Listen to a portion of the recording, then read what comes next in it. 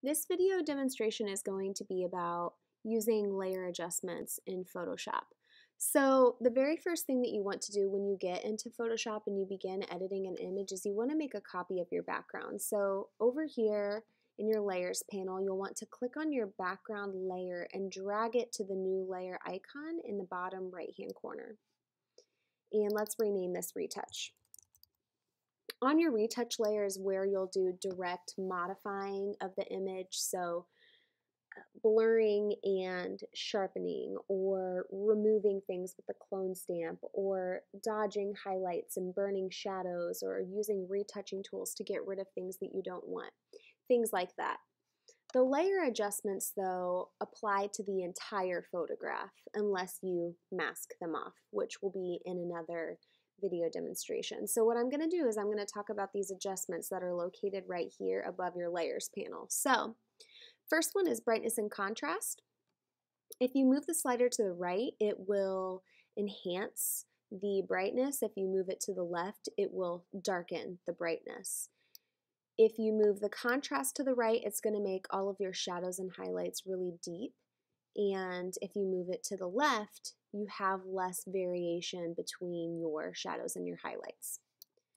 What's nice is Photoshop has an automatic setting that you can click on, and it will automatically generate how to adjust the brightness and contrast for an image based on graphs and how it feels like certain shadows and highlights and colors are distributed.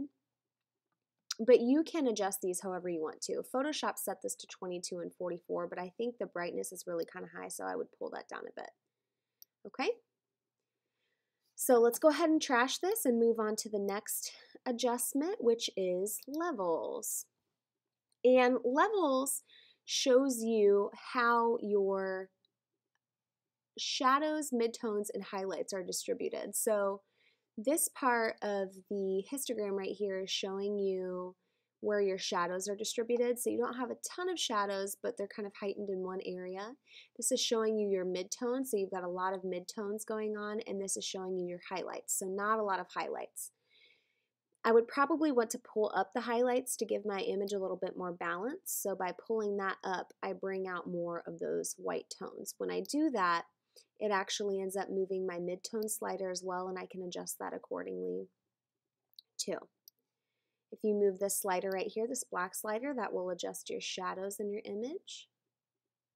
And just kind of mess around with that to your liking.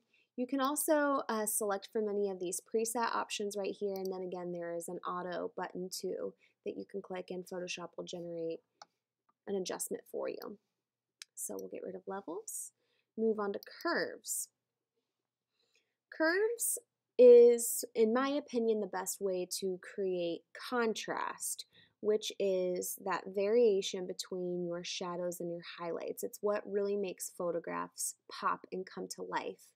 So we can click on auto, but the best thing to do whenever you are trying to equally distribute contrast in an image is to create just a slight little S-curve on this line. So I'm actually going to pull my shadows down just a little bit right here, and then I'm going to go up and to the right on this graph, and I'm going to pull the highlights up.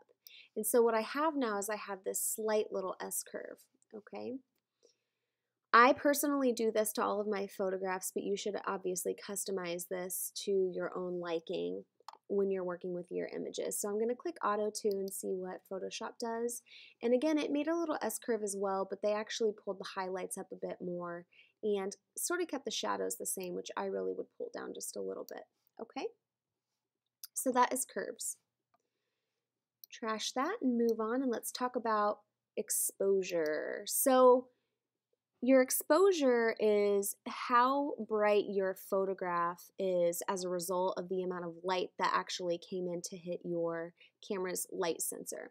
So there's a way that you can correct this. You can pull up, and that will sort of overall kind of brighten up the image, and you can pull it down, and it's going to really mute things, okay? Offset I really like to use because it adds actually kind of like a fog or a haze almost. If you pull that up really high, it adds like a whitewash almost, and then if you pull it down really low, it actually starts to break your image down into um, basic lines and colors. So you can experiment with that.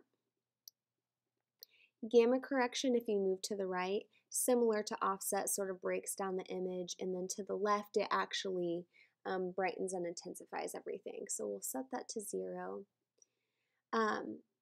You can also change the presets of this. So when you're using exposure compensation, for instance, in your camera, if you do -1, it's going to darken the image.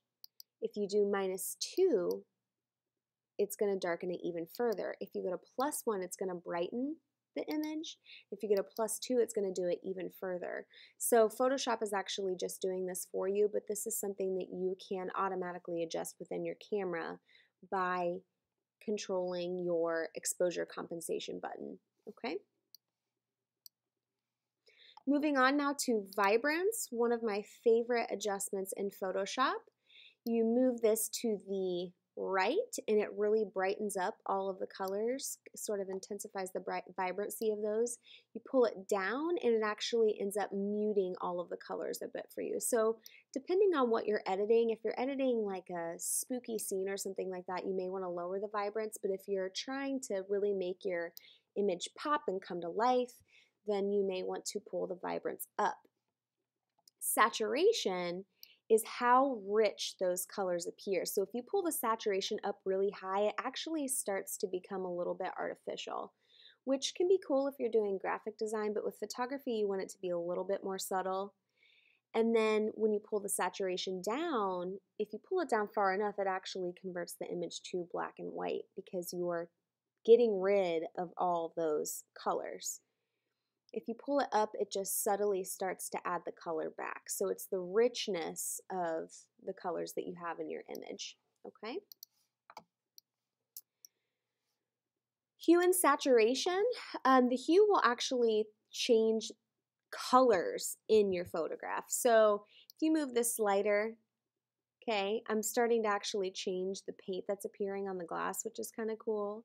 So you can adjust that. The saturation, again, it's just another location. We just experimented with that. You pull it up, it makes it really rich. You pull it down, it sort of dulls the colors. And then the lightness is just how bright or how dark those images appear, okay?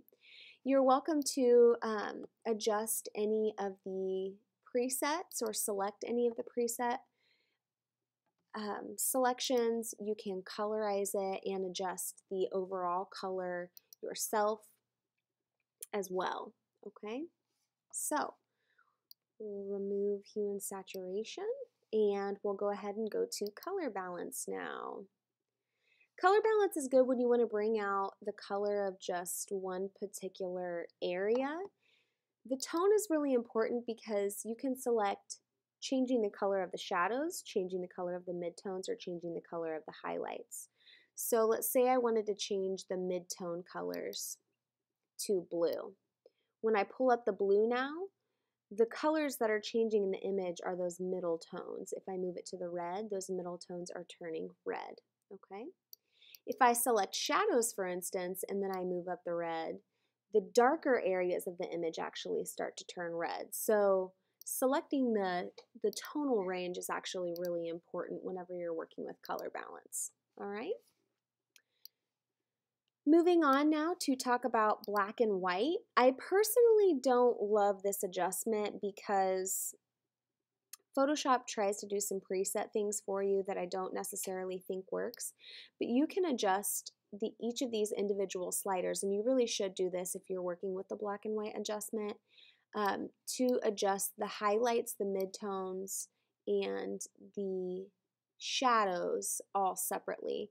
And obviously too, what this is doing is this is brightening up my greens and darkening my greens. So that green spray paint that I had, it's actually lightening if I move it to the right. It's darkening it if I move to the left. So definitely customize the black and white adjustment if you choose to use that. Again, you can use auto, Photoshop will automatically set up an adjustment for you, but I'm really missing some white in here. There are also quite a few presets too that you can go through that I think are a good starting point. Okay.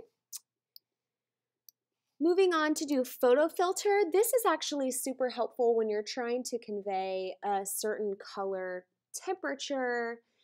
So if you were outside on a warm day or something like that, and you wanted the warmth to come through in the image for the viewer to feel, you might select a warming filter, okay? And there are a couple of different variations of this orange tone. If you pull that up, it's going to feel really, really warm, and if you pull it down, it will just kind of subtly make it warm. This image, when it started, actually looked pretty cool, so I'm going to select a cooling filter just to kind of enhance that, and it almost makes it feel frigid. You can lower this just to kind of lessen the intensity of it, or you can pull it up really high to make it feel like it's frozen almost. And there are some other colors that you can work with as well: red, orange, yellow, green, blue, cyan, all the way down to sepia and other colors as well. So that is a photo filter. Channel mixer. So what this does is this actually adjusts the red, green, and blue tones, which is how your computer reads images. If you click on monochrome, this is actually a good thing to use if you want to adjust for black and white. Really don't use channel mixer too much though. I typically work with the black and white adjustment or the gradient map if I want to convert images to black and white. Okay. Moving on to color lookup, really fun layer adjustment that you can experiment with. There are two that have preset options for you: the 3D LUT file and the abstract. So ton of different titles for each of these: 2-strip, 3-strip, bleach bypass, candlelight. If I click on one of these, what it does is it actually applies preset color changes to my entire image. So it's almost like a filter. And I think this is a really nice starting point when you're trying to just intensify or enhance images. It also ends up adjusting things like the offset and the exposure and the contrast and things like that as well. So if you're trying to get a certain effect, this is a fun place to start because it's almost like filters. So that's color lookup. Invert will completely invert colors in your image and make them the exact opposite of what they are on the color wheel. So this is really kind of cool to work with, and this actually looks really interesting when it's inverted. Posterize will break your image down into basic blue, green, yellow, red, white, and black. So the lower you pull the posterize, the more simplified the colors will be. And obviously the more that you pull it up, the less posterized it will become. So you got to keep the levels pretty low in order to see those basic color changes. Threshold will break your image down into basic white and black. You move to the right and it eliminates the whites, and if you move to the left, it eliminates the blacks. So this is kind of interesting to use. A lot of these adjustments, especially on this bottom row right here, are used in conjunction with other forms of editing in Photoshop for more kind of graphic design work, but they're good to know. Alrighty. Selective color, this is really, really huge. If I want to change a specific color in my image, what you can do is you can select that color with selective color, and I'm going to try greens with this, but it may be cyans. And you can adjust the color based on that. So if I wanted to really intensify the greens, maybe I would pull up the cyans or something. Okay, if I pull it down, what it'll do is it'll end up desaturating those greens. So take a look at the greens in the paint. So lowering the cyan, it gets rid of the blue in the spray paint. If I bring it up, it actually adds blue to that spray paint. Okay. Say I wanted to, let's see what else I can adjust here. maybe I wanted to get rid of this little yellow speck right here. Let's go to the yellows. And then let's maybe take this slider right here and lower the yellows and see what that does. It actually ended up muting those yellows. So if I turn my eyeball off and on, you'll see that by pulling that slider down with the yellows selected in my drop down and then moving the yellow slider down, I reduced the yellow by 100%. So you can control how much colors are distributed by selecting the color that you want to mess around with, and then adjusting the slider to either get rid of a color or to enhance it, okay? And then the last adjustment is the gradient map. If you click on the gradient map itself, there are several options kind of here for you that you can just click through. And what it does is it applies just those colors in a transition throughout your entire image based on your shadows, midtones, and highlights. What's cool about this though is that you can actually change or create your own gradient by clicking on these sliders. So if I double click on this right here, I could make this pink. Double click here, I could make this yellow. I could click anywhere in this open space right here to add an additional slider or an additional color. Click here and I'll add a blue. Let's go back. Okay. And there are so many different options when you get into Photoshop.